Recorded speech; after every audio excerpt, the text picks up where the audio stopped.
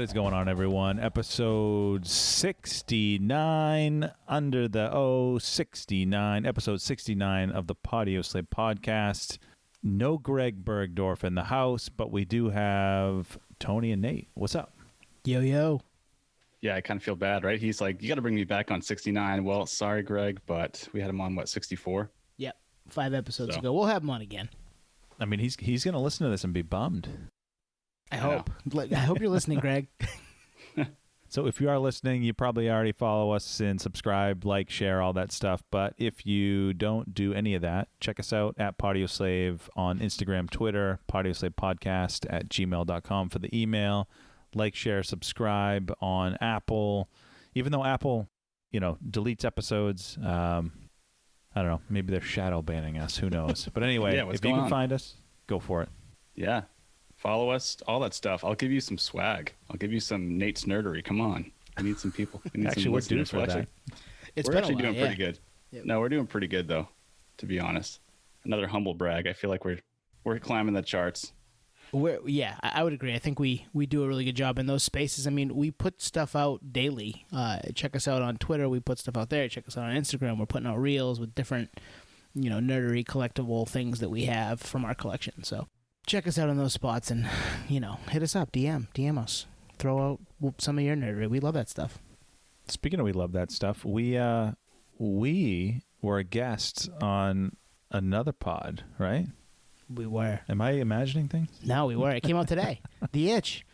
The Itch rocks. They were gracious enough to ask us on to talk about Jimmy Eat World Bleed American turning 20 in a couple of weeks, right?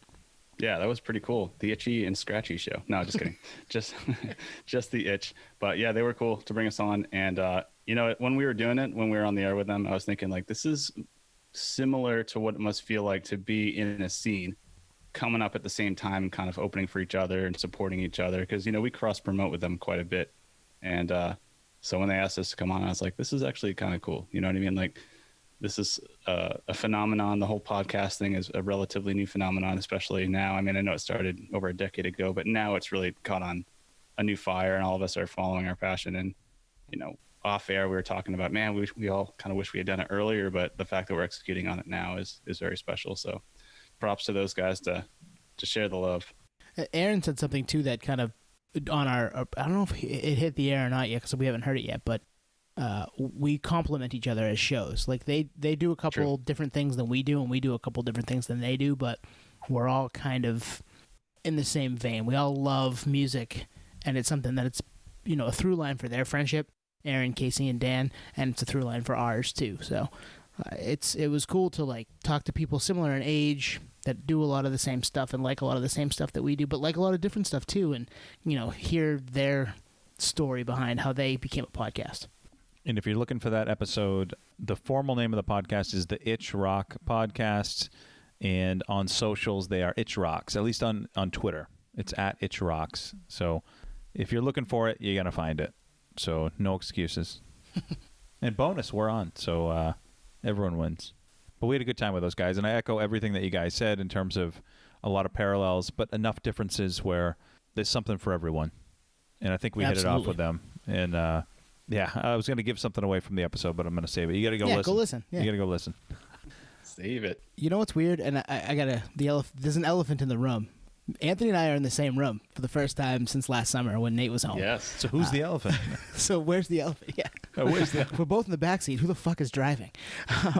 But yeah, we're in the same room because my internet died. If you follow us on Twitter, you saw I posted that we had this gnarly thunderstorm roll through, and I got home and my modem was fried. So after trying to troubleshoot it for about a half an hour, I said, fuck this. And Twa was like, come down. So here I am. Yeah, we're in the same room, which is really, it's fun. It's kind of crazy.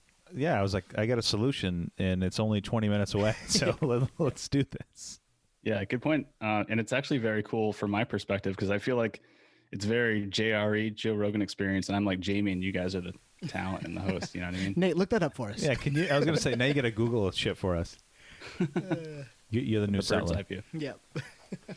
I'm excited. Nate's home in a couple of weeks too, so we'll do this hopefully all in person, the three of us again, like we did last summer. So that'll be fun too. But this is kind of a precursor to that, and it might sound a little different just because we maybe it'd be even cleaner because we're next to each other and we can kind of have some cues. But yeah, it's good to be back in person again. Nature's healing. Yep. Bigger, longer, and uncut. Sure. Yeah. All right. So we have a couple set list items for you. I think we'll probably combine them. There was some new music announcements the last couple of days that really piqued our interest. The first one being Nine Inch Nails, Trent Reznor, Atticus Ross working with Halsey, which I'm pumped. This could be really cool. I love Halsey randomly, which is it's one of those things that I just really I think her voice is great. I like her music. It's not something I typically gravitate towards, but when we talked about MGK last summer, when Tickets to My Downfall dropped, I was like, this would be great to hear, because she was on that, right? This would be great to hear Halsey do a whole record like this. But this is different but similar. Like she's gonna do something not in the norm for what a pop singer does. She's gonna work with Nine Inch Nails, so I'm sure it'll be a little darker. It'll be interesting to hear what they come up with. I'm sure you guys have thoughts too. So what do you think? Yeah, I'm interested. I wonder how that's going to work out in terms of production or just writing songs. Is she coming to them with a song, or are they coming to her with a song? Is it a full-on collab in Drink Real Time? Or, how does that play out? I'm very curious. 'Cause I know Trent's a very control freak in terms of how the music plays out. So if she's the talent and they're kind of like the rhythm section, I'm very curious how that's working behind the scenes.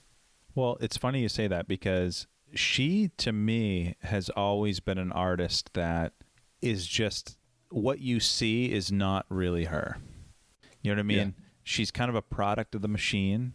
And actually, the MGK song, I feel like you got to see a little glimpse of a potential edge there. And maybe we're going to get that with this. And, Trent's one of those guys, like, he's not signing up for everything. So he must either be being paid well or sees something there that, is beyond the pop and polish. That's my conspiracy theory. Oh, wow. Okay. The tease, but I mean the episode's probably named the conspiracy theory episode, so you may know what he's hinting at there.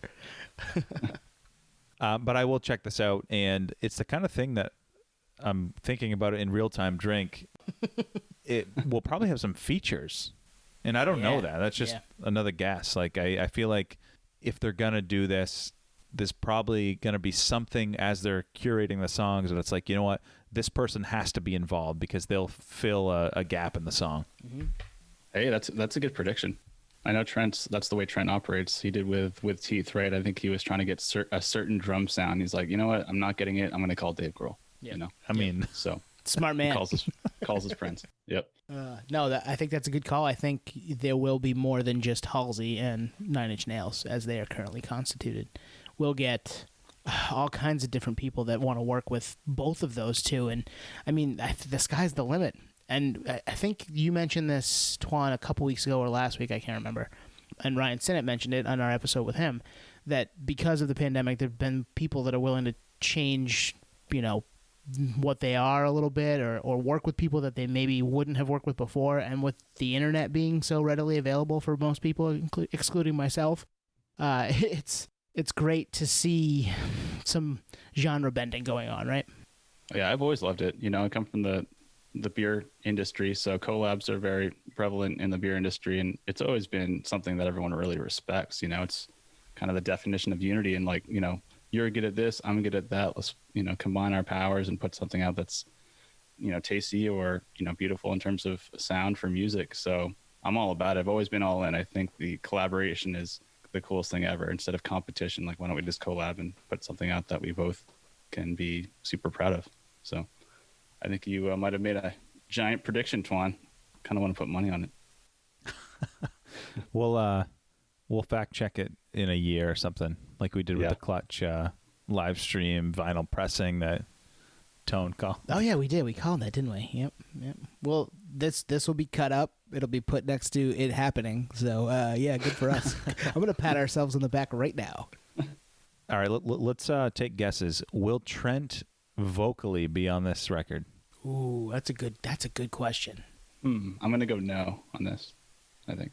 I agree with Nate, but I want it to be a yes so bad. Yeah. I think it's gonna be a no. I think he'll just be the puppet master pulling the strings on the back end. But I want to hear it.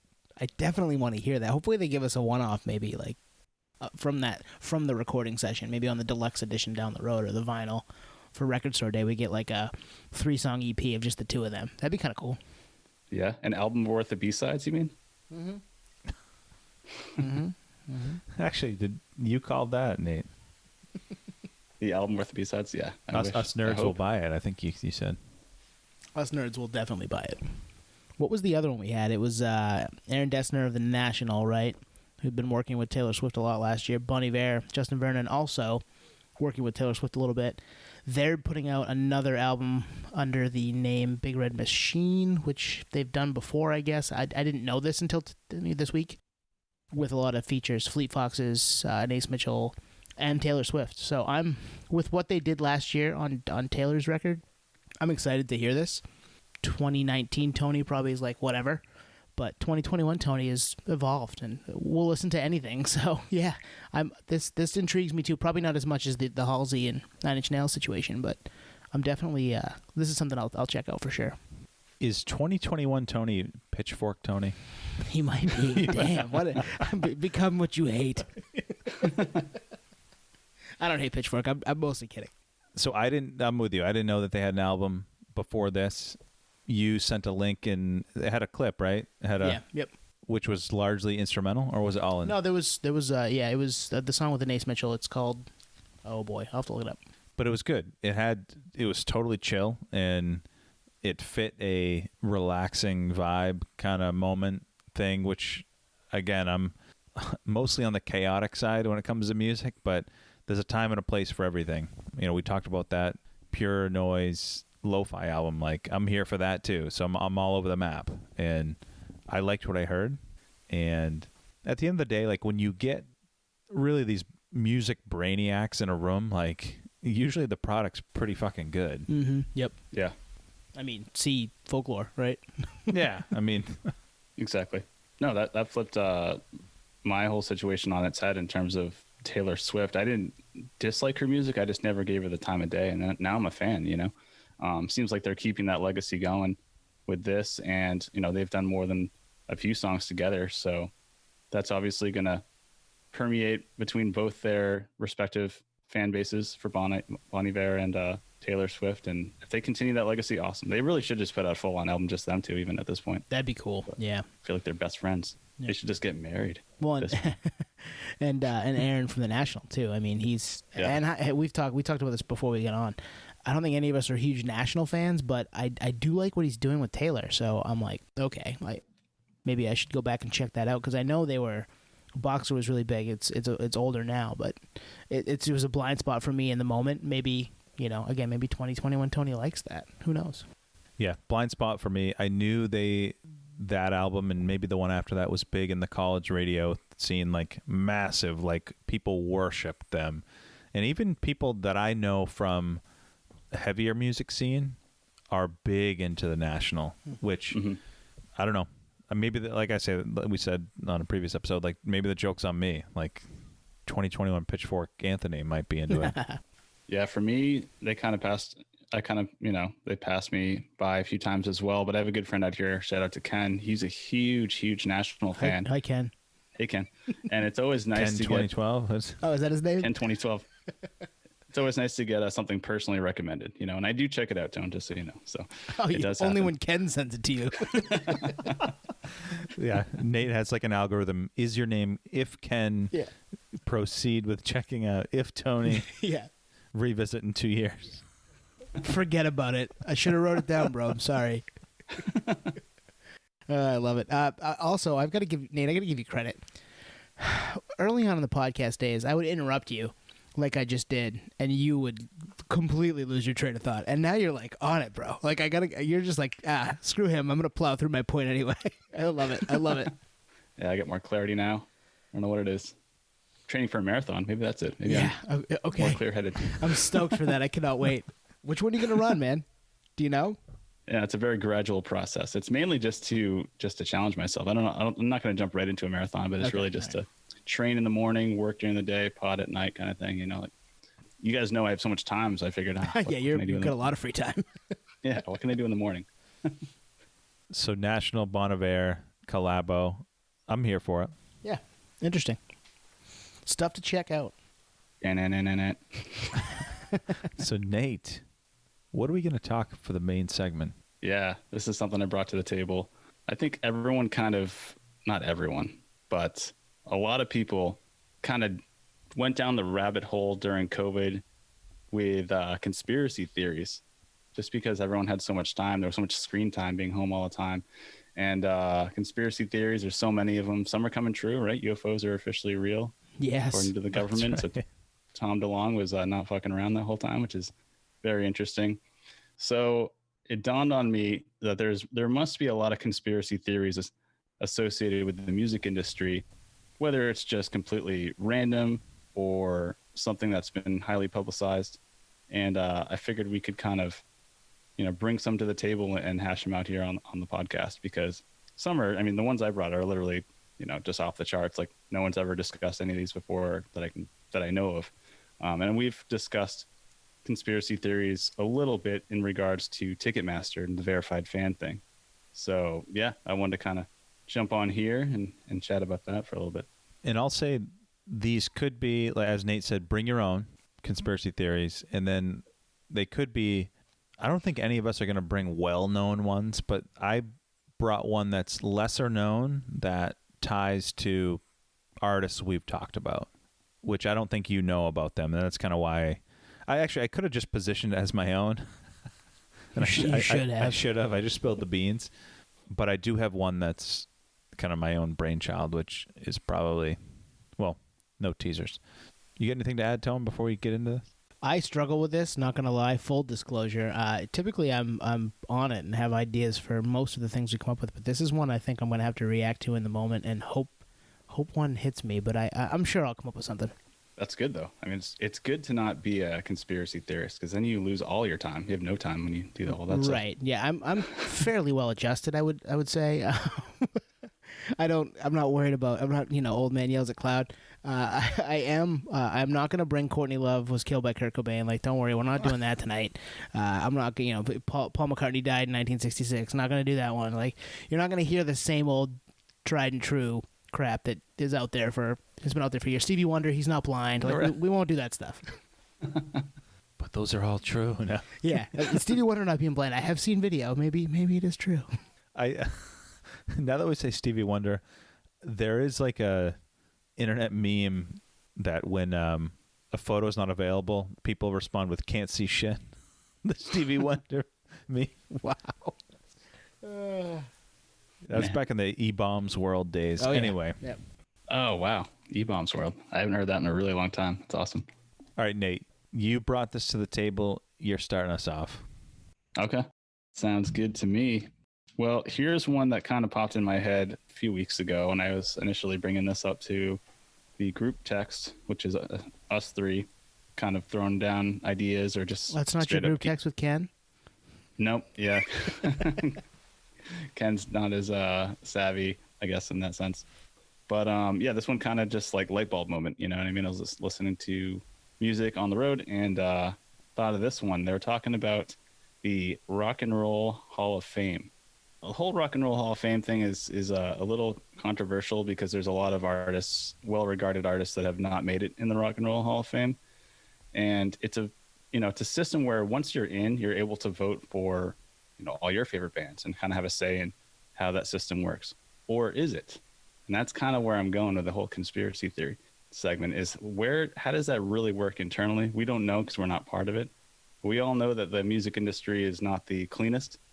I think we talked about it last episode. There's a lot of payola that happens. There's a lot of favoritism. There's lots of who do you know, what do you know kind of thing. And something that really just like dawned on me with the whole Rock and Roll Hall of Fame thing is Rage Against the Machine. Yep, they're not. We're mentioning it on this episode as always. We did it, yes. Drink. Yes, drink. They were supposed to tour, right? Before COVID. Mm-hmm. And then they got nominated for the Rock and Roll Hall of Fame, but they didn't get in. And I thought, wow, how is that possible? Like, everyone respects this band. Everyone from every genre. I mean, I've seen tweets from Jimmy Page, like, him saying like it's one of the best concerts he's ever seen in his life. Like, it just seems very bizarre that they didn't make the cut. But they postponed their tour, and I'm thinking, okay, this is a business play. It's not on the band, but it's definitely on maybe management or whatever, as a conspiracy theory that if their tour got postponed to next year, are they going to get nominated again next year to coincide with the tour? And what I mean by this is, I'm going to compare this to like the Olympics or something. A lot of the times they'll spotlight an spotlight an athlete, and that athlete ends up winning, whatever race or whatever. And it just seems very programmed. And that's the way I saw this. I'm like, oh, okay. They delayed this tour pretty far out. Like this tour, I think quite a few episodes ago, I was talking about how I was buying tickets to this upcoming tour. As soon as they didn't make it in, they were nominated, but didn't quite make the cut. I was like, okay, this just seems too convenient that they're going to make it in maybe next year. And to tie it all together, that eventually when they do make it, it's going to be chaos. Zach De La Rocha is going to make the most iconic speech ever in the Rock and Roll Hall of Fame, and it's just going to like light the place on fire. So it's almost like a half liability, half like this is going to sell more records, half like, let's put this all together. Let's package this all for 2022. It's just not quite ready for 2021 yet. Okay. Yeah, conspiracy. So that... I think Twan and I have the same thought. Well, no, I mean, okay. So what you said about you don't know what the ingredients are to get into the Hall of Fame. Yep. It makes me think of like how much of it is on the artist and their management to lobby for it. Yep. Yes. Exactly. And I don't think they give a fuck about it. They don't care. Is that that was your thought? I don't think they care. I don't think. Finish your thought, and then I'll tell you what I think. But no, yeah, I mean, I don't think they care about that. That's the gist of it. Like, I gotta believe, like, when you go apply for a job, like, half of it's your persistence and obviously your qualifications, but like, they're gonna know if you don't want the gig. You know what I mean? Like, they can see the hunger or whatever. I almost feel like that's it, where it's like, hey, we didn't get in. Like, it's almost like, all right, fuck you, I won't do what you tell me. You know? Yeah, exactly. Yeah. Yeah, I mean, that's my thought. That is part of my thought. The other part of my thought is, okay, so they were supposed to go on tour, and you're like saying it should link up with going on tour. Do you think that's for monetary gain, Nate? Yes, definitely. Like what I'm saying is it's definitely not the band, but I think it's whoever pulls the strings behind it. Like, okay, hey, we didn't, like, as the band, we didn't make it. And they're probably, like you said, they don't care. Like, oh shit, even if we got it, we wouldn't even show up, kind of thing. But the management is working in tandem with the Rock and Roll Hall of Fame, like, hey, let's put him in next year because like we'll be on tour at that point and it'll coincide great for the promotion leading up to these things. That's just so not Rage Against the Machine. As a band, for sure, but as the label, I mean, they were on Epic Records. You know what I mean? Right, but I mean, okay, so they haven't put a new album out in 22 years, right? 99. Wow. Yeah. First of all, secondly, they go on tour, they're going to sell stuff out. Like, whether or not their Rock and Roll Hall of Fame is knocking. You know what I mean? So this is why, and I'm not going to try to poke holes, but like, what I do think is it's beneficial for the Rock and Roll Hall of Fame, to push them to next year. I don't think it has anything to do with the band or them moving units. Do you know what I mean? I think they're going to move units either way. Yeah. I mean, it ultimately still ties back to the Rock and Roll Hall of Fame. That's the conspiracy theory, is still the Rock and Roll Hall of Fame, not necessarily, Rage Against the Machines, whatever they're under, Q Prime or whoever managed this then, and like them pulling the strings. It's more Rock and Roll Hall of Fame, like, ooh, we should actually delay this because then it'll work together with their tour perfectly. So let's put this on the table for now. I can see that on the Rock and Roll Hall of Fame side. I do not see that on the band side at all. Or even definitely. The band's management. I think they would tell the management to fuck off. Oh, for sure. Well, I don't know. When money's involved, money talks. Yeah, maybe not. That's walks. true. Yeah. Well, the other thing is, like, I'd love to say, yeah, they're going to go and Zach's going to give an amazing speech, but that hasn't been him over the years either. So I know. Like, I don't think that's going to happen. Tom Morello might. I could totally see him doing it, going and giving an amazing speech, because I mean he doesn't shy away from the spotlight. He's always been kind of present. Oh, totally. I mean, that's a great point, because the only time that Zach speaks is on stage, one, or two, early in the career. All those, like, early in his career, all those, like, iconic interviews he's so young. He's, like, fresh out of Inside Out, and it's really around the self-titled era. Mm-hmm. But who knows? Maybe he's I don't know, like it intrigues me, like what Zach we're gonna get at like Boston Calling. You know what I mean? Like, right, yeah. I want to go. Hopefully, I can pull that off. Yeah, it could go multiple ways. So Zach De La Rocha inducted Patti Smith into the Rock and Roll Hall of Fame, so he has been in that room before.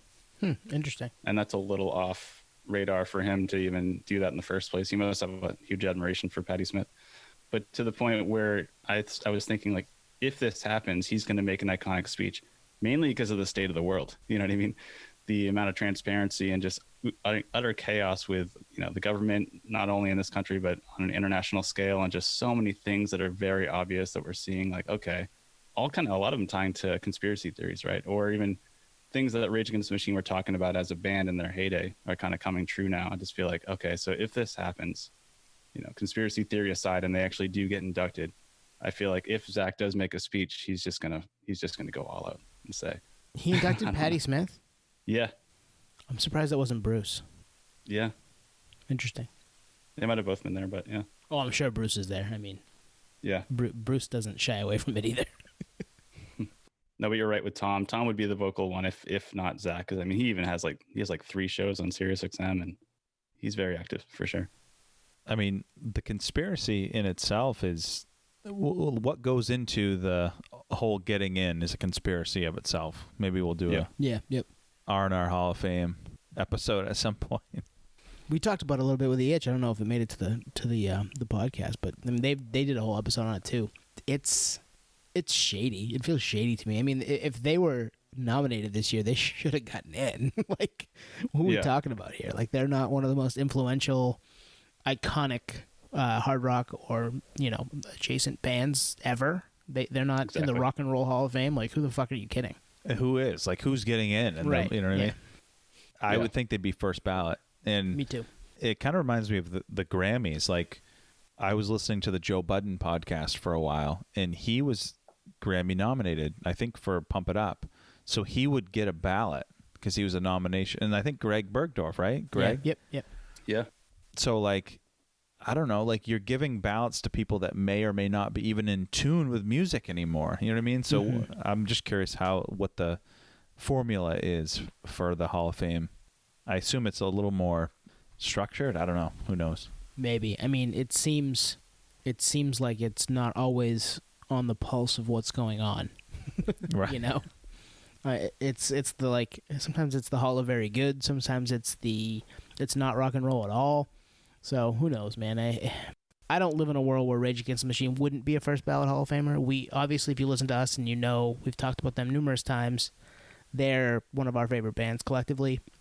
They should be in, but you know, maybe there's something to the Rock Hall being like, let's push this to when they're on tour so we can, like, make it a bigger deal for us. I could see that for sure. Mm-hmm. That's mainly what I was saying. I was definitely not saying it was on the band. Maybe their management working behind the scenes with the Rock and Roll Hall of Fame to delay it for monetary gain reasons, but definitely not like Zach. If we delay this next year, we'll all make more money. I don't think he's like, oh yeah. I don't think he's like, let's do that. You know, I doubt that. Really doubt that. In fact, I would bet against that not being the case at all. Yeah, I mean, we could just do a conspiracy theory episode on just the Rock and Roll Hall of Fame. Yeah, as just that, right? Yeah, it's a very complicated issue.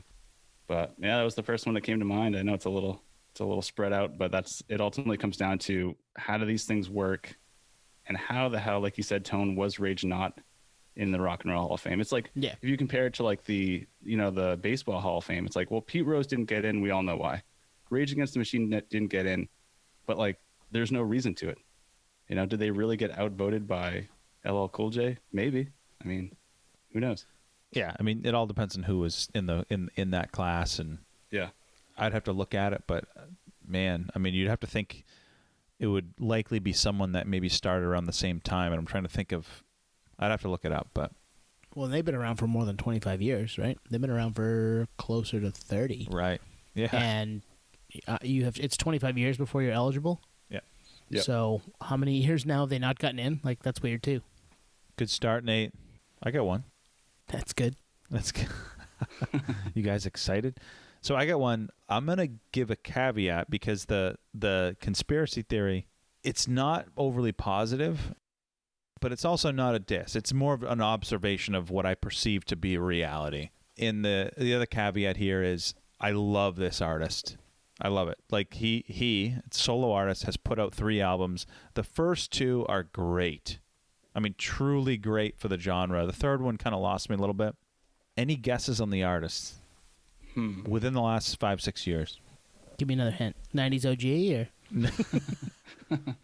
Mid to late 2010s OG. Shit. I got nothing. The artist is Post Malone. Ooh, okay. okay. Yeah.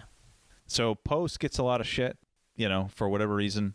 I happen to gravitate to him. I do love his music. The last album, Hollywood's Bleeding, kind of lost me a little bit. But my conspiracy theory is this.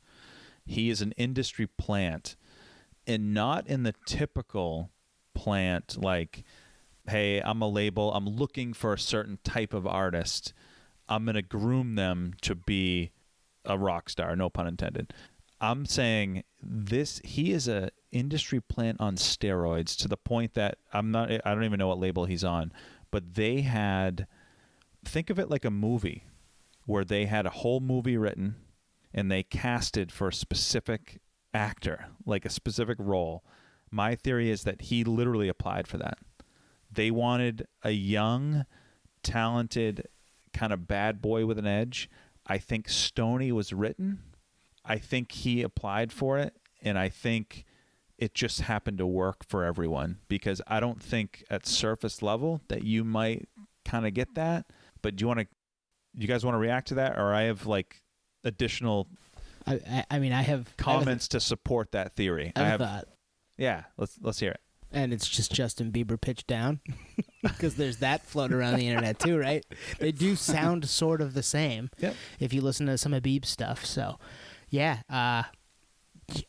that's a good call. I mean, it does fit the narrative. It does fit the kind of mold of what an industry plant would look like.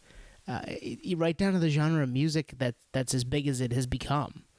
Hip hop ish, but with like a little bit of a rock edge, but not too much. It's not nu metal per se, but it's yeah, and with some R&B kind of mixed in. That's kind of what's hot right now, and it has been for the better part of a decade. So, and I'm with you. I love him. I love the music. It must be written for everybody, that type of thing, which also leads to it being industry plantish. So yeah, I agree. I think, and it's Bieber. Just pitch down. So I'm not well versed in Post Malone, but one thing that I always associate with an industry plant is if there's no backlog of the upcoming. Like he didn't play any clubs, right? He didn't do any small rooms before he's like playing out these arenas and stuff. So that, or did he? That's kind of one of my. I have 3 things I want to hit. Okay. Which kind of support this. But yeah, the first one is literally that, Nate. Like, he dropped White Iverson in 2015, and then Stoney comes out a year later, and it's ripe with features. 2 Chainz, yeah. Bieber, Kehlani, Quavo. Like, those songs were fucking written already. They had to have been. And to your point, Nate, he had one. Well, I can't say that definitively. I think he had some stuff on SoundCloud when he was in his late teens, and then I think when he was like 19, 20, White Iverson breaks through on YouTube. Actually, I think it was on SoundCloud, then YouTube. But no, he wasn't. I don't even know if he played out. He didn't play out in.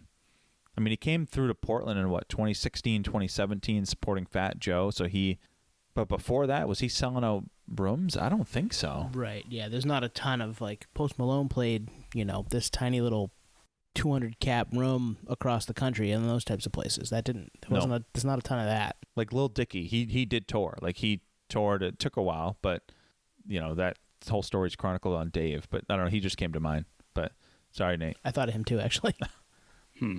Yeah, that's kind of both those points you made, and especially all the special guests on the album number 2. I was listening to the Joe Rogan podcast today with Quentin Tarantino, and he's talking about movies that essentially books that he's writing that he turns into movies, and who he wants for those parts. To your point, where this is perfect for this guy and this guy and this guy. Well, there's another element to that. You have to have those people available to even be in the movie, and same thing with music. they might be tied up with a different contract. They may not even know who the guy is. It seems like that if everyone's lined up like that, like you have to have a big team, thrown some big money to secure talent to be on that record, because it's pretty complicated. You have multiple artists on an album with different labels. That means it's revenue share. Like gets super complicated. I remember, sorry to kind of go back and forth here, but Velvet Revolver, they had to drop the album on 2 different labels because of some of the guys were from GNR, some were from STP, right? So it's like a bidding war on who gets the first, who gets the second. So with all these special guests just lined up on album 2, like that's almost like the red flag right there, I think.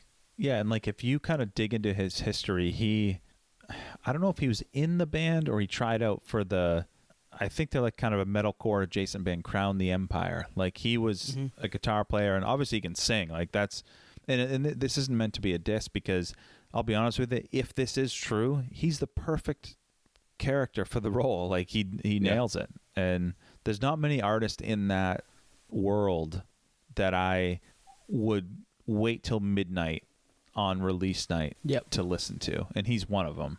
So it's not meant to be a diss. It's just like there's just something about this. And the other, actually, we touched upon the two of the 3 things I wanted to bring up. One was just the fact that the first full length dropped so quick after he came out.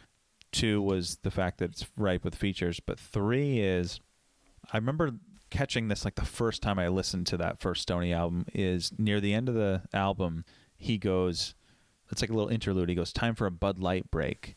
And it's most blatant product placement in the world. Like, who's fucking promoting, unless you're paid, like who's promoting Bud Light? And he's rapped about it a couple times in other spots too since, like Bud Light in my piss, stuff like that. Yeah.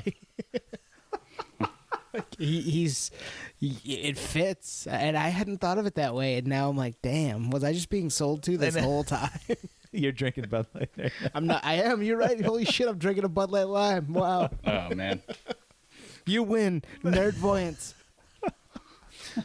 But like, I mean, it's in especially hip hop and rap, it's chronicled of all the references like Prada, or you can Google it. How many times has Gucci been whatever?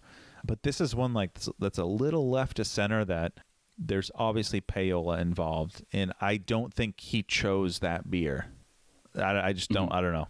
Conspiracy tinfoil hat. I just don't see it. I like that. Where's he from? Texas. Oh, that's right. Yeah, he's a big Cowboys fan. He raps with the Cowboys. I mean, and that's another thing. Are they in cahoots with the NFL to sell Cowboys gear? America's team. Holy shit, man! We blew the top off this thing. Well, it's funny you say the Bud Light thing, because that was actually where I was going to go if you didn't mention it. That's where I know, sad but true. That's where I know Post Malone, kind of in my face all the time, is through Bud Light. The commercials and the advertisement and the product placement is just so consistent.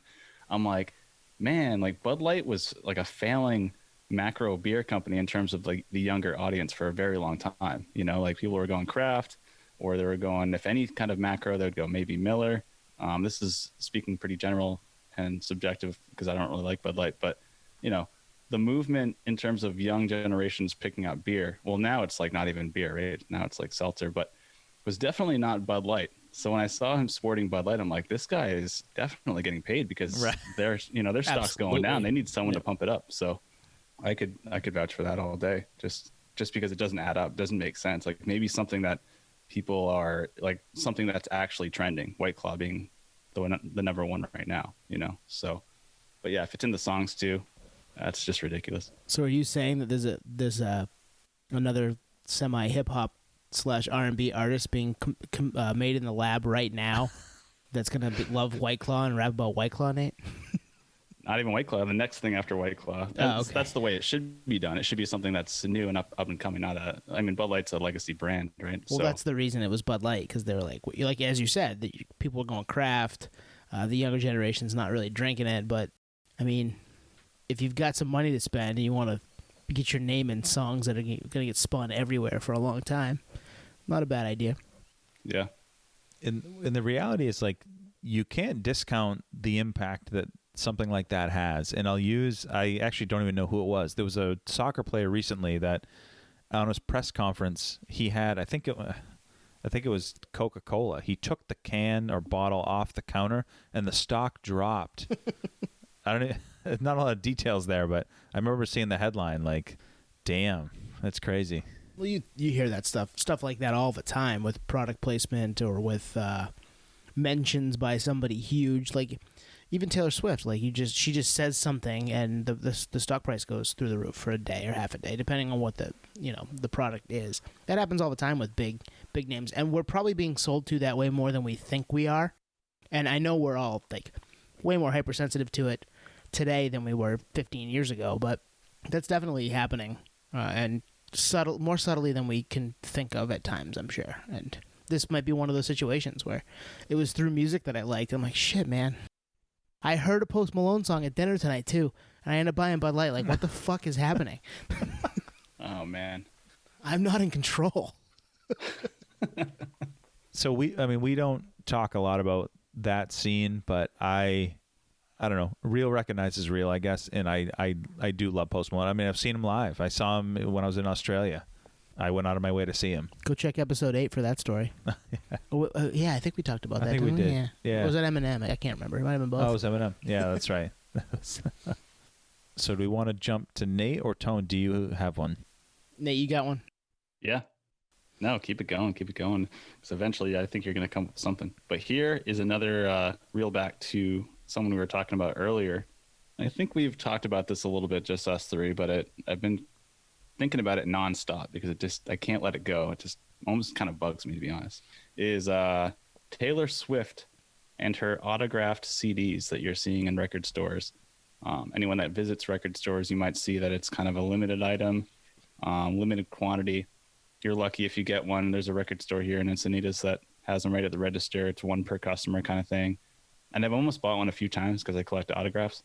But the reason I don't is because unless I get the autograph firsthand, I'm always a little wary that it's a fake. But this is coming from the label. So the conspiracy is essentially this. A, the record's sealed. So she's signing the CDs and then they're sealing them. I guess that's possible. And it's just shrink wrap. It's not that hard. But the main conspiracy theory is the fact that someone that big, someone that wealthy isn't signing all these CDs. I mean, you go to a meet and greet and eventually you get to the, 80th, 800th person in line. Like, the artist is not pumped to be signing CDs. It's very much a task. You get probably carpal tunnel doing it after a while, So my whole theory is, A, she's not signing these CDs at all. B, this is just another way to get more record sales. And C, the cost of goods or COGS on CDs and the product itself is just such a secondary thought at this point that they're just essentially utilizing the cheap cost of goods and pumping out product for, it was already so cheap to make a CD in the first place. Now it's probably fractions of a penny. And when I talked to my guy here at the record store, he's like, are these selling? They still have a few. Every other record store I go to, they're always sold out. He's like, yeah, they buy the CD, the vinyl, and they also download it. So it's a 3 multiplier on that album. And so it's just like a compounding money. But out of all places, out of all people, Taylor Swift. So the main conspiracy theory is pretty simple. It's she's not signing these fucking CDs. I think you might be right there, honestly, because you're right. They're everywhere. I've seen them here. My wife bought me Evermore signed and when she was in Burlington, Vermont a couple weeks back because she knew I was a fan and saw it was signed and thought that was cool. And it's something that I would never have picked up otherwise. Or she would never have picked up for me otherwise. Because, there you go. Yeah, so you're right, Nate. That's the reason that people are grabbing it off the shelf. So do we know how many signed copies are out there? Because that would be the tip-off for me. Mm-hmm. Do we know? That's a good one. I don't actually know the specifics on that. I thought you were going to look that up for us, Nate. I don't know the specifics on that, mainly because it keeps changing. Because every time my local record store, they get a batch, they talk about it on Instagram, it sells out. Then they get a new batch, sells out. They get a new batch. So it's almost like, unless she's like literally getting pallets of CDs sent to her mansion, and she's out there like literally till 7 a.m. just signing CDs nonstop. Okay, next shipment. Yeah, right. Someone making that kind of money, that's like, they're just trying to make her albums go diamond, is what it ultimately comes down to. There's no more diamond selling albums anymore. CDs are cheap, kind of like vinyl. The plants are probably going to close. It's probably like the last straw. It's like, hey, like, we will take Taylor Swift, pay us under cost of doing business, like whatever. Well, we just need to get rid of these jewel cases at this point. Yeah, right. This is all a grand conspiracy to get rid of jewel cases. I think you're right, though.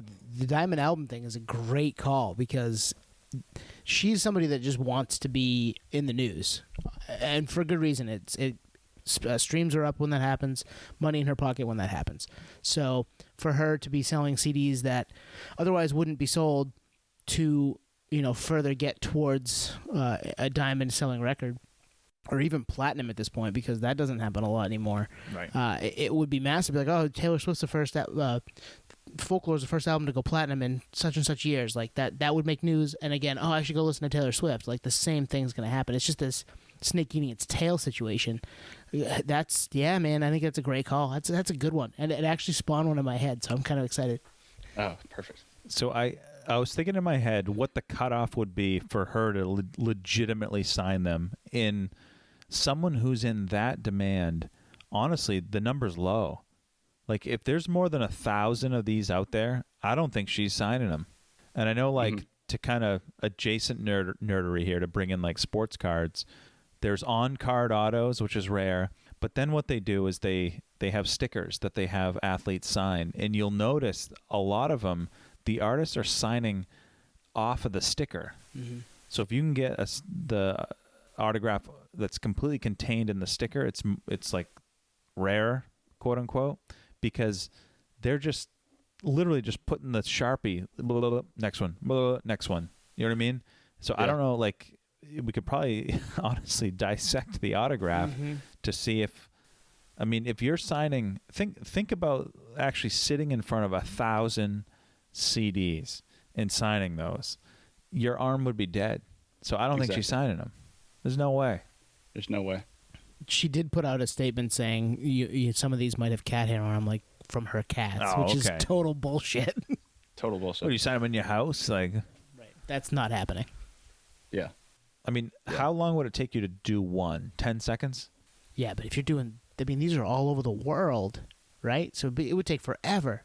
Yeah, they're all over the world. They keep re-upping every time my local record store. It's like it's not really a limited thing because they just keep coming in. It's Sharpie on the booklet, so it is a real signature.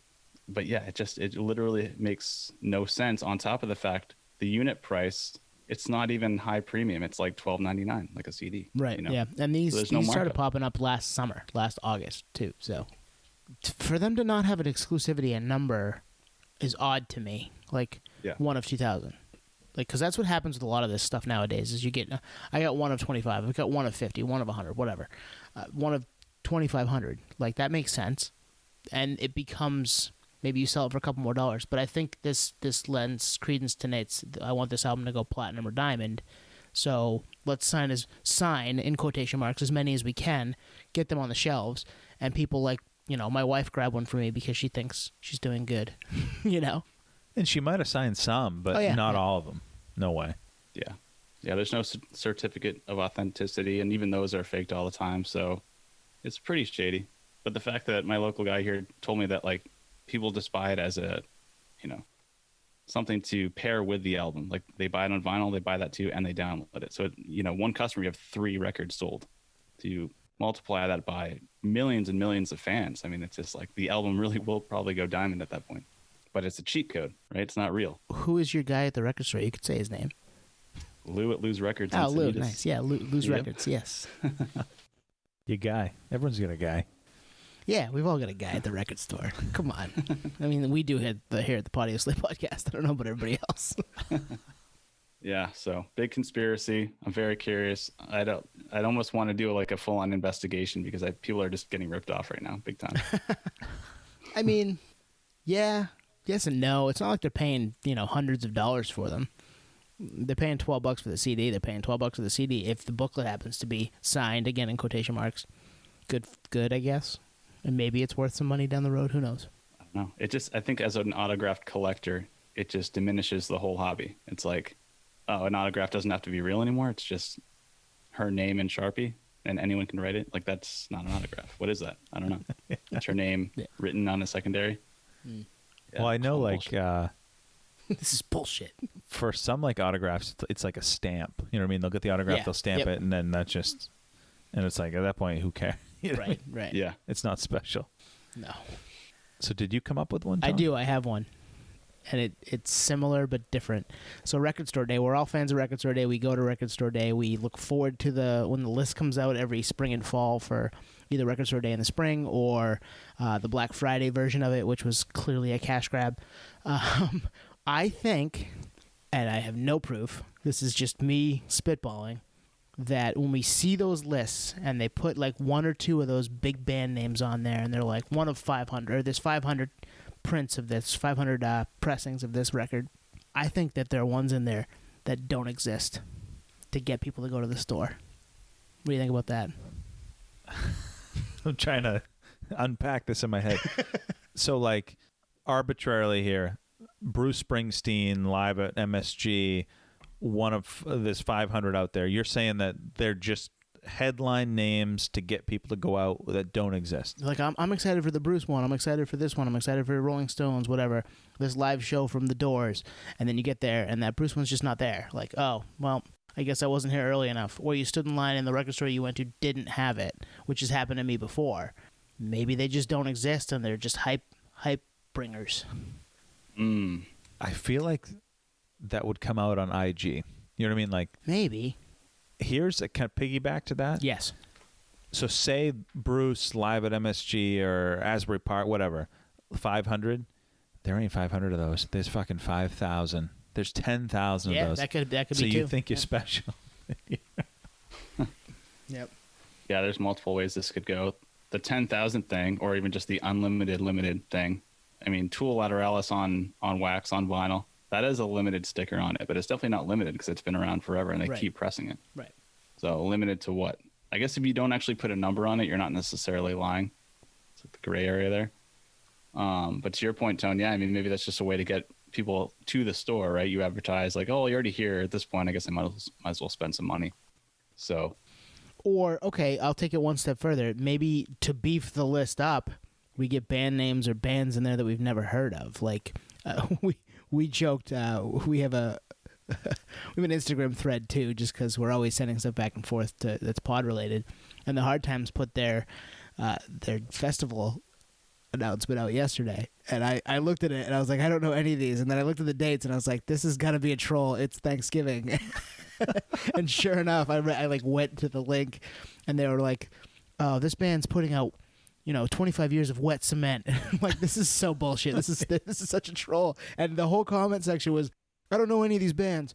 This is bullshit. Like, who are these people? I was like, it's the Hard Times, guys. You got to know this is coming. So maybe, a la that, we've got a couple of names to beef up the list that just don't exist. And there's like, oh, one of 2,500 copies, but no one's heard of this band. They're not even real. Well, it's like I don't know. Is it Kimmel or one of the late night hosts does the man on the street, and they'll like say stuff that's not real to get people, and like people like, oh yeah, I know that. Yeah. That whole thing.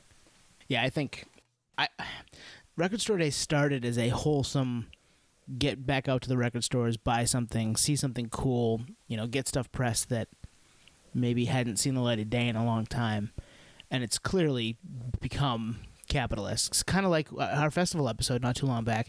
Nate said go early. Go to one of the first couple of years because they're trying to figure everything out.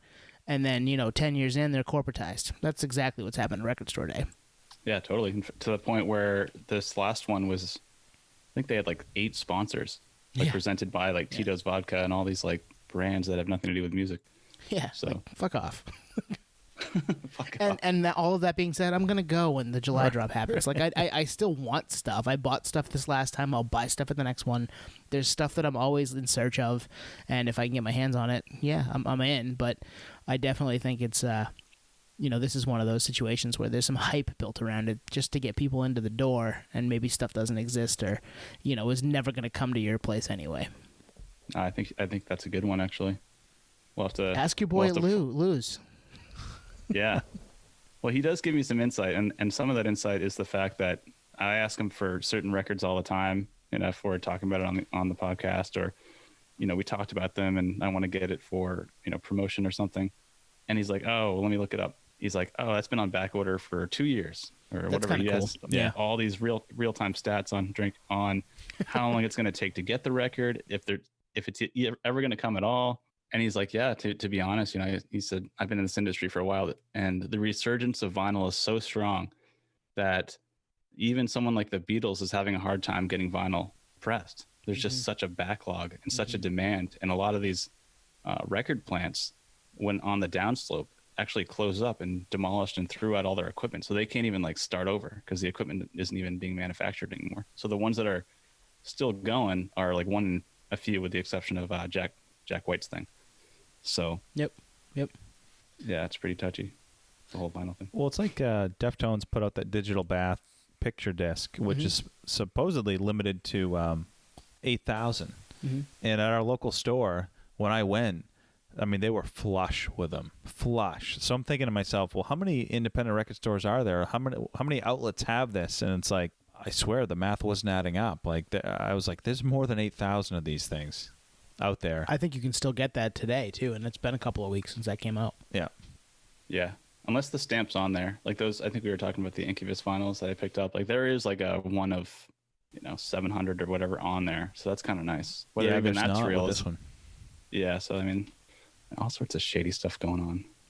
You can still get that at all but 2 Bull Moose stores. One of them's not even open, so. Oh man. So that was mine, yeah. All right, so I got another one here. You guys ready? Yep. All right, so this is not one that I came up with. I can't say it's my own brainchild. It's one that I remember hearing rumblings of years ago, and then honestly forgot about this artist for a while, which is ironic because I've seen them twice. And the artist is Andrew WK. Yep. Oh wow. Do you guys know where I'm going with this? I might, yes, I might. So this is kind of a 2-for-1 special here. All right, the first one is there's a conspiracy out there that Andrew WK is not one person.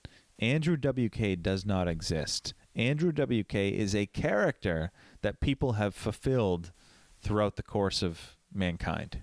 So that's the first one. Or like the last 20 years. The last 20 years. The second Andrew one, WK with the dinosaurs. Sorry. The second one ties with a house band, which I feel like we can have some fun with. This is the conspiracy. Andrew WK is the brainchild of Dave Grohl. Dave Grohl apparently wanted to create the perfect rock star. So he in his head concocted what ended up being Andrew WK. So Andrew WK was the output. In fact, if you look at the credits of, I guess, the first couple Andrew WK albums, the executive producer, and I'm going to laugh even saying this, the executive producer is a guy named Steve Mike. And Steve is spelled Steev. Steve Mike. Oh wow. And in scouring the internet for this episode, no one knows who Steve Mike is. He's Dave Grohl. So the speculation is this is fucking Dave Grohl. It's an alias that he used to put Andrew WK out into the world. Because you remember, I mean, we all remember this. Andrew WK came out in the MTV era, and it was straight to MTV. It was party hard. Yep. No one knew. I mean, talk about industry plan. This guy is. That song is a banger, though. It is a banger. I get wet. Yeah, and the cover was like he had a bloody nose. Yeah. All right, so I'm gonna pause there. Yep. I got thoughts. Have you guys heard of this stuff? Like a little bit of the Dave Grohl stuff, yeah. But not. I mean, not. I'm not super versed in it, but yeah, I in searching for some stuff today, this one was one that passed my radar, and I thought to myself, if Dave Grohl wants to make the perfect rock star, Andrew WK ain't it. I mean, he was a cool novelty, right? That's it. You nailed it. And am I going to buy 7 records from Andrew WK? No. But, in the moment, I'm like, yeah, Party Hard School, it's a banger. I actually might listen to that on my way home tonight just because it's been so long since I've heard it. But yeah, not the perfect rock star. Sorry, Dave. I mean, he's more the perfect rock star. I know. I thought that's where you were going. Yeah. Yeah, but that's Dave Grohl, but at the same time, though, right? It doesn't have to be, quintessential. It's just another project. It's like another Probot. It's another, them Crooked Vultures. Fucking Probot, man. They get too much run. Yeah. But yeah, this is a good conspiracy. I'll have to think on this one for a while. So Don't think too long, Nate. Well, I'm trying to think of this producer. It's a fake name, you think? Steve Mike. How is Mike Yeah. spelled? M-I-C? no, M-I-K-E. Oh, okay. All right. Yeah. Okay. Never trust a man with two first names, especially when the first one's spelled wrong. Yeah. I mean, if it's not Grohl, it's probably someone that's not the Steve Mike guy. But like, I've seen him twice. I saw him. Actually, Nate, you might have. He was at one of the Warped Tours. Andrew WK. He was main stage. I think it was that 2004, the 10-year one, and. Okay. Yep. In true Andrew WK fashion, there was something funky on stage that I'd never seen before up to that point. Do you guys have any ideas what was going on stage? No. Do you know, Nate? It was this was at Warped Tour 04? Yeah. It was either 04 or 05, but it was main stage Warped Tour where I witnessed this. Shit. I don't remember what I want to say. Is it something with like an animal? Or something? No. Okay. Hopefully not. No, that was a Steve-O Jackass thing. Ozzy Osbourne. No, it was two full drummers, 2 full drum sets. He had 2 full drummers that were drumming in unison. I'm like, all right. Dave Grohl written all over it. I know, right? There we go. Conspiracy confirmed. And then I saw him again in 2006, 2007 at, I don't know, Harper's Ferry or something in Massachusetts. And one of our previous guests, Matty Arsenal, his band, A Loss for Words, and the band Therefore I Am opened. And I will say, I'm doubling down on this conspiracy theory. Andrew WK was like the last one to come out. Like his band was out. Like he was like kind of hidden. So if it came out later that it actually wasn't him and it was an imposter, I would have believed. I would totally believe it. Oh, yep. man. And I don't know. Google his like pictures over the years. Like there's some funkiness going on there. Yeah. So I don't know. I think I might believe this one. Both. Why? of them. Because his face is always covered or something, right? I mean, I know the blood on the first one, but No, just that it almost looks like a different guy. oh, okay, a double. Yeah. Andrew double take. Yeah. Okay. Oh, man, this is Andrew W.Y. What the hell happened to Andrew W.K.? Total, at minimum, industry plant to the nth degree. Oh, for sure. I mean, I don't know his story, but like he had, we talked about it with the Itch, like Rage TV. There was a segment on MTV Rage TV. I think there was Andrew TV. Like there was a whole segment. Like, who the fuck is this guy and why? Like, why is he getting the shine? But I went to see him twice, so joke's on me. We get any more? Maybe wrap one up. Well, I wanted to bring the one that kind of spawned this whole segment together, just to kind of revisit it one more time, and it's the Ticketmaster fiasco with Verified Fan, because I keep looking for tickets for upcoming shows, and I'm starting to see that ticket prices are starting to fluctuate. And these ticket prices, they don't fluctuate on an individual basis like a Verified Fan. Like, you know what, I'm going to give someone a break and charge face value. They all kind of come down together and go up and down, obviously based on supply and demand, right? Yep. And the more I investigate the Ticketmaster app, I start to realize different things. So lately I've been buying tickets for certain things, or at least looking at tickets, and they're very much like any search engine, really, like Google, right? You know, do you still want these? We saw that you were looking at these. Yep. Or like advertisements start popping up like, hey, you know, this is something it looked like you were interested in. So these features are starting to pop up now on top of the supply and demand fluctuation in ticket prices in unison, like literally like everyone's marking it down by $10, which doesn't make sense. It makes no sense at all. And I kind of equate it to the Robinhood app, where they're literally just watching you and they're selling your data. And they're like, this many people are thinking about buying this ticket, but they're not pulling the trigger. So, you know, in 72 hours, let's lower the price another $15 and just see if people start buying. If not, we'll collectively lower the ticket even more. If there's high demand, Verified Fan tickets, like $1,500 for this ticket.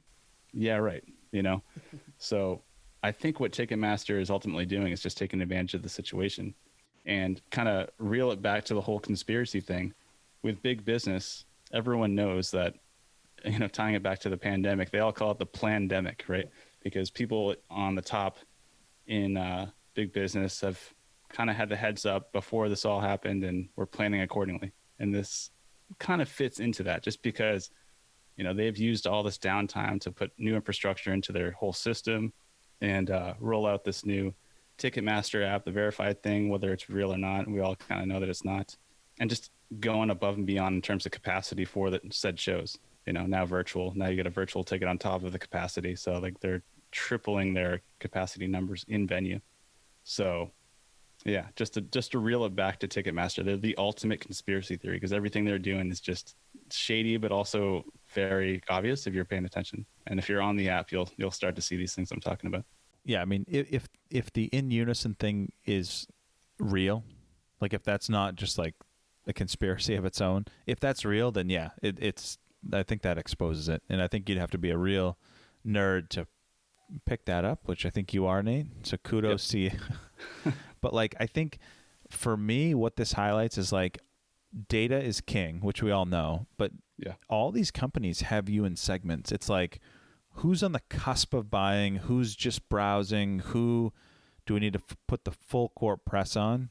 And once they know that, like, how long have you been, they know how long you've been looking at those Limp Bizkit tickets at the NH Pavilion or whatever. Like, it's crazy. And like, once they know what your like propensity to spend is too, like, ooh, all bets are off. Like, they'll know that, hey, if I can get a ticket for $49, I'm going to go see Durst. Like, that's scary.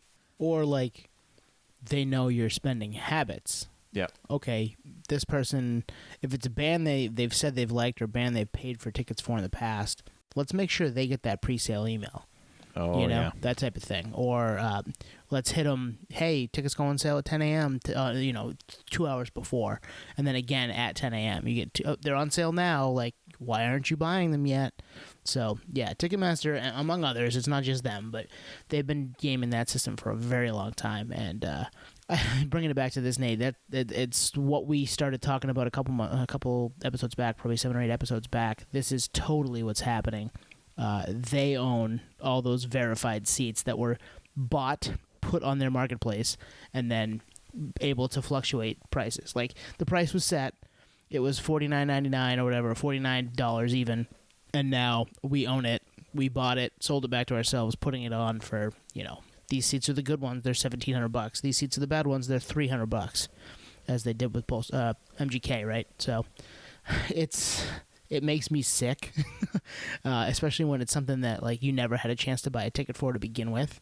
That's why when stuff goes on sale, at least around here, I'm just snapping them up early so that I'm paying, face for them for the most part, and then all the garbage fees online. Yeah, it's tough. I mean, there's not even really many options to buy tickets in person anymore. You go to the venue and they're like, no, online sales only. And you're like, oh, great, because I'm already locked down at this point, Another thing is once you do buy tickets, I don't know if this has happened to you guys recently on Ticketmaster/Live Nation, but you'll buy the ticket, you'll get the confirmation, great. And then you'll get like a 15-step process before you can click out. At least this is what happened to me recently, where it's like, hey, sign up for, a year for SiriusXM. Hey, you get Freshly for a year. Hey, you get this. And you're like, I just want to fucking get out. Like, I don't want any of this shit. Well, they're trying to catch you slipping though. And you think you're opting out, but you signed up for it. Yeah, just because you clicked it. Yeah, just that impression. I mean, I got 3 months of Sirius for free and took it. And I know when the date is, and I will cancel it. But not a lot of people will. They'll be like, "Oh shit, they charged me. They got my $15." And even if that happens, a couple hundred times, maybe even more than that. Or you forget about it. You're somebody that doesn't pay much attention to it, has the money to forget about it. Holy shit. Yeah, a lot of people forget. And just to compare it to another platform, another company, really the only other major company in the industry is ASX. They own a venue here in San Diego, an arena, and it's so old school. You can tell they're behind the times, but it's kind of nice because it reminds me of like the old days where you choose your seats. You go on the website, it shows you all the sections that still have tickets, and then you can zero in or zoom into that section and actually pick your seats for face value or, somewhat face value. But that's just like unheard of now because Ticketmaster just puts you in a generic section and like hopefully you get in or hopefully you don't get locked out. This literally you can choose your seats. So that's, I think, specific to ASX and maybe any other independent ticket agency or ticket provider. But I thought that it was kind of cool that, there are other options. They just don't own the venues or have anywhere close to the capacity. But. Right. Yeah, bashing Ticketmaster. We like to do that here. Yeah. And I mean, we're just calling them on their bullshit, and they've been called on their bullshit before. So I'm sure, 15 years from now they'll owe us all money again because they did something they shouldn't have. Well, and they didn't even pay out that money. They never really did. Yeah. Yep. Like I remember applying the vouchers, and they limited, I think, how many you could use. 2 per. Yeah, so $4. Like It cut out one of the service charges. yeah. Yep. And now, if you go into the portal, you can't even enter those in or find out where your vouchers are. They're gone. They died in 2020. Yeah, Yep. It's gone.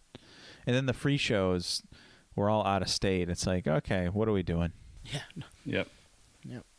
Yep. And the seats that were available were usually lawn, right? Nosebleeds. Yep. Yeah. Comp seats, basically. Yeah, we ain't selling these, so fill the room, please. So the artist comes back. That's basically what it is. Yeah. Well, that was a good idea, Nate. In fact, I think we should do round 2 down the road when we Totally. Yep. could dig into this a little more. But I think we scratched the surface pretty good. Hell yeah. Yeah, the rabbit hole on conspiracy theories associated with music is can go on for quite a while. We could be like the new Reddit of conspiracy theories for music. That's what Yes. the podcast is. So if you do have some conspiracy theories that you've been kind of concocting in your brain, throw them our way. Hey, maybe we'll react to them on the next time we do this. Hell yeah. So I think we'll wrap it there, gentlemen. What do you think? Yeah, it's a good spot. Hit us on the socials. Hit us on Gmail if you got something. Patio Slave on the socials. Patio Slave Podcast on the Gmail. And, tell a friend, man.